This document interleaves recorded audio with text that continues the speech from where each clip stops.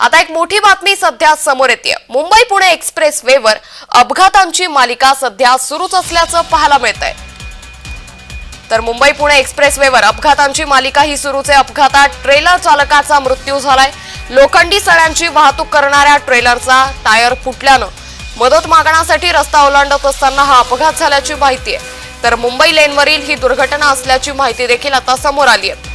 तर मुंबई पुणे एक्सप्रेस वेवरती अपघातांची मालिका अद्यापही सुरूच आहे। अपघातात ट्रेलर चालकाचा दुर्दैवी मृत्यू झालाय।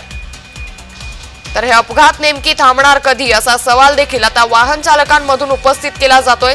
ट्रेलरचा टायर फुटल्यानं गाडी लेन खाली आली आणि त्यामुळे हा अपघात झाल्याची माहिती देखील आता समोर येते। तर मोठी बातमी रायगडमधून सध्या समोर आली आहे। मुंबई पुणे एक्सप्रेस वेवर हा अपघात झालाय।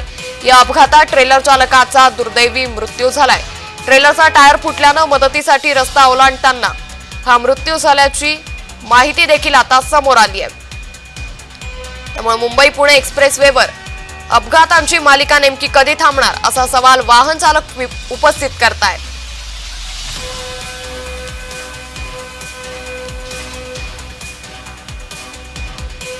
तर रायगडमधून मोठी बातमी सध्या समोर आली आहे। मुंबई पुणे एक्सप्रेस वेवर अपघातांची मालिका सध्या सुरूच आहे।